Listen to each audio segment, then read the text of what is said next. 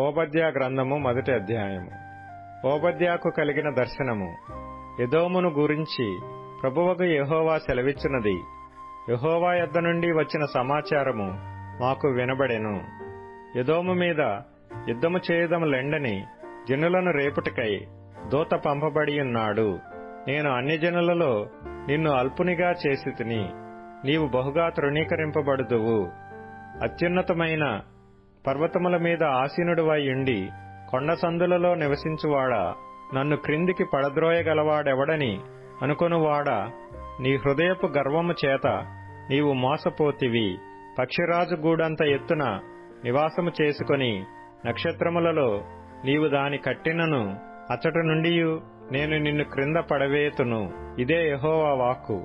చోరులే గాని రాత్రి కన్నము వేయువారే గాని నీ మీదికి వచ్చిన ఎడల తమకు కావలసినంత మట్టుకు దోచుకొందురు గదా.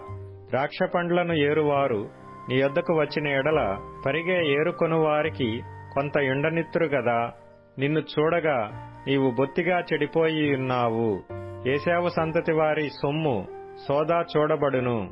వారు దాచిపెట్టిన ధనమంతయు పట్టబడును.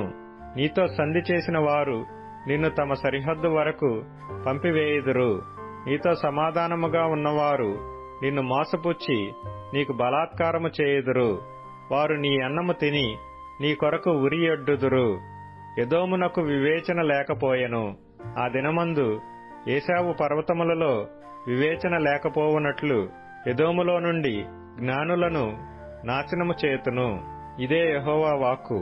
తేమాను నీ బలాఢ్యులు విస్మయమొందుదురు. అందువలన ఏశావు యొక్క పర్వత నివాసులందరూ హతులై నిర్మూలమగుదురు.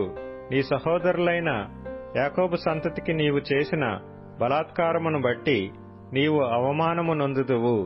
ఇక నెన్నటికిని లేకుండా నీవు నిర్మూలమగుదువు. నీవు పగవాడవై నిలిచిన దినమందు పరదేశులు వారి ఆస్తిని పట్టుకొని పోయిన దినమందు అన్యులు వారి గుమ్మములలోనికి చొరబడి యెరూషలేము మీద చీట్లు వేసిన దినమందు నీవును వారితో కలిసికొంటివి గదా.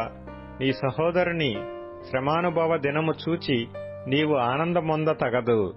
యూదావారి నాశన దినమున వారి స్థితిని చూచి నీవు సంతోషింపతగదు. నా జనుల ఆపద్దినమున నీవు వారి గుమ్మములలోనికి చొరబడదగదు. వారి ఆపద్దినమున నీవు సంతోషపడుచు వారి బాధను చూడతగదు. వారి ఆపద్దినమున నీవు వారి ఆస్తిని పట్టుకొనతగదు. వారిలో తప్పించుకొనిన వారిని సంహరించుటకు అడ్డత్రోవలలో నీవు నిలువతగదు. శ్రమదినమందు అతనికి శేషించిన వారిని శత్రువుల చేతికి అప్పగింపతగదు. యెహోవా దినము అన్యజనులందరి మీదికి వచ్చుచున్నది. అప్పుడు నీవు చేసినట్టే నీకునూ చేయబడును. నీవు చేసినదే నీ నెత్తి మీదికి వచ్చును.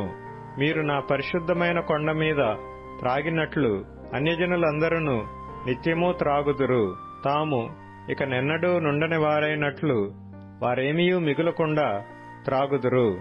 అయితే సీయోను కొండ ప్రతిష్ఠితమగును.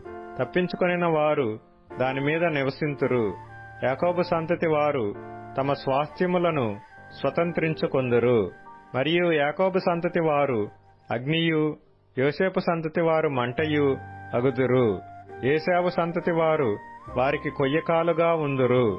ఏశావు సంతతి వారిలో ఎవడనూ తప్పించుకొనకుండా యోసేపు సంతతి వారు వారిలో మండి వారిని కాల్చుదురు. యెహోవా మాట ఇచ్చి ఉన్నాడు. దక్షిణ దిక్కున నివసించువారు ఏశావు యొక్క పర్వతమును స్వతంత్రించుకొందురు. మైదానమందుండు వారు ఫిలిష్తీల దేశమును స్వతంత్రించుకొందురు. మరియు ఎఫ్రాయిమీల భూములను, షోమ్రోనునకు చేరిన పొలమును వారు స్వతంత్రించుకొందురు. బెన్యామీనీయులు గిలాదు దేశమును స్వతంత్రించుకొందురు. మరియు ఇశ్రాయేలీల దండు అనగా వారిలో చెరపట్టబడిన వారు సారెపతు వరకు కనానీయుల దేశమును స్వతంత్రించుకొందురు. యెరూషలేము వారిలో చెరపట్టబడి సెఫారాదునకు పోయిన వారు దక్షిణ దేశపు పట్టణములను స్వతంత్రించుకొందురు. మరియు ఏశావు యొక్క కొండకు తీర్పు తీర్చుటకై సీయోను కొండ మీద రక్షకులు పుట్టుదురు. అప్పుడు రాజ్యము యెహోవాది యగును.